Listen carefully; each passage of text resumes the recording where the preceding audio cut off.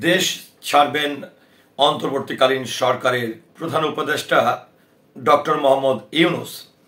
আসলে দেশ ছাড়বেন শব্দটি এখন এমন হয়ে গেছে, গত 5ই আগস্ট তৎকালীন আওয়ামী লীগ সরকারের পতনের পর সাবেক প্রধানমন্ত্রী শেখ হাসিনা তিনি দেশ ছেড়ে পালিয়ে ভারতে অবস্থান করছেন।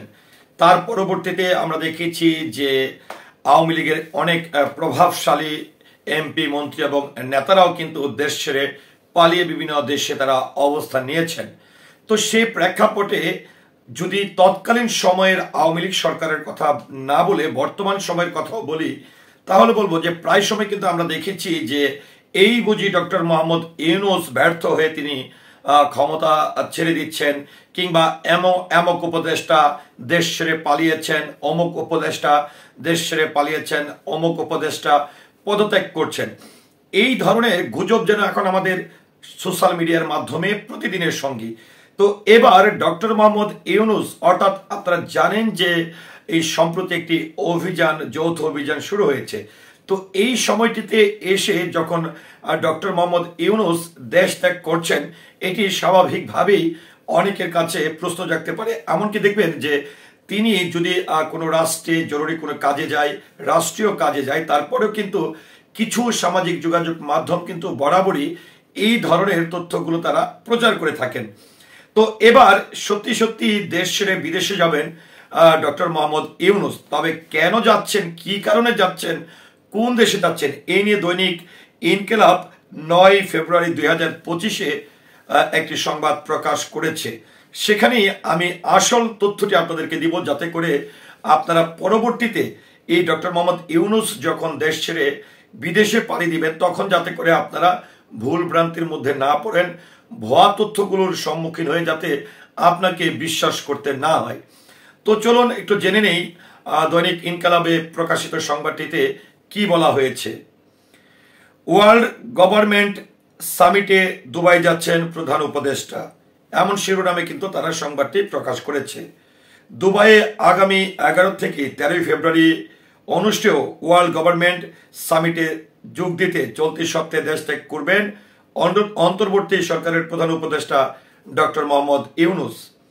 ভবিষ্যৎ সরকার গঠন প্রতিপাদ্যে এবারের 12তম আসরের আয়োজন করা হয়েছে। এতে বিশ্বের প্রায় 30টি দেশের রাষ্ট্র ও সরকার প্রধান উপস্থিত থাকবেন।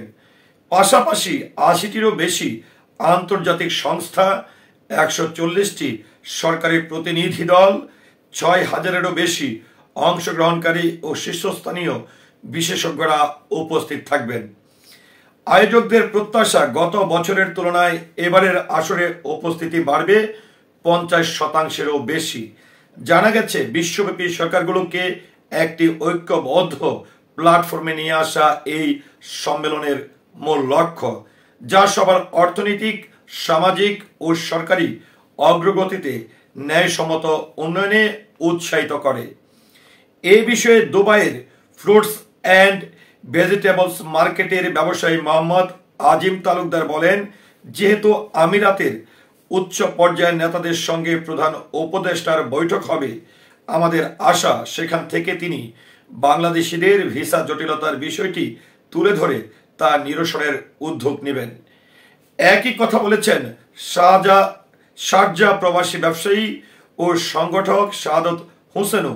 তিনি বলেন, আমিরাতের দক্ষ শ্রমিকের চাহিদা আছে।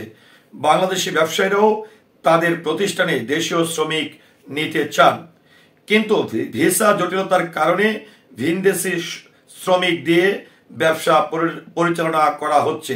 শাহাদত হোসেন আরও বলেন, শ্রমিক ভিসার সমাধান করা গেলে আমাদের রেমিটেন্স আরও বাড়বে। এর আগে গত মাসে Dubai Culture and Arts Authority chairperson Sheikh Latifa bint Mohammed বিন রশিদ আল মাকতুম সুইজারল্যান্ডের দাভোসে ওয়ার্ল্ড ইকোনমিক ফোরামের বার্ষিক সম্মেলনে ফাঁকে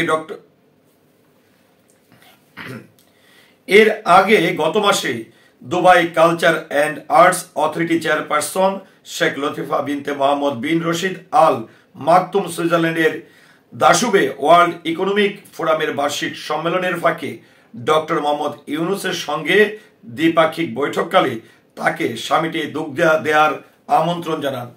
তো যাই হোক, নিশ্চয়ই আপনারা বুঝতে পারছেন যে আসলে অন্তর্বর্তীকালীন সরকারের যিনি প্রধান রয়েছেন ডক্টর মোহাম্মদ ইউনূস কি কারণে তিনি দেশের বাইরে যাচ্ছেন, এটি নিয়ে যে তথ্যটি আসলে ইনকিলাবে প্রকাশিত হয়েছে সেটি নিয়ে অনেকের মধ্যেই যখন এরকম কিছু কিছু গণমাধ্যম কিন্তু হেডলাইন দিতেই পারে দেশ ছাড়ছেন ডক্টর মোহাম্মদ ইউনূস, আমিও সেই থাম্বনেলটি আসলে ব্যবহার করছি। তবে আসলে একটি রাষ্ট্রের প্রধান হিসাবে বর্তমান অন্তর্বর্তীকালীন সরকার প্রধান হিসাবে তার গুরুত্ব কিন্তু এখন অপরিসীম এবং অনেকটা ক্লান্তিময় মুহূর্তে আসলে দেশের দায়িত্বটি তিনি পালন করছেন। সে প্রেক্ষাপটে যেহেতু তিনি একজন নোবেল বিজয়ী এবং সফল একজন উদ্যোক্তা এবং ব্যবসায়ী, সেই প্রেক্ষাপটে জাতি হিসাবে কিন্তু তার কাছে আমাদের চাহিদা অনেক বেশি।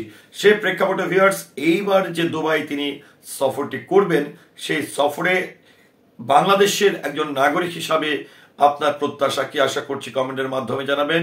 সেই সাথে পুরো ভিডিওটির সঙ্গে থাকার জন্য অসংখ্য ধন্যবাদ। আসসালামু আলাইকুম।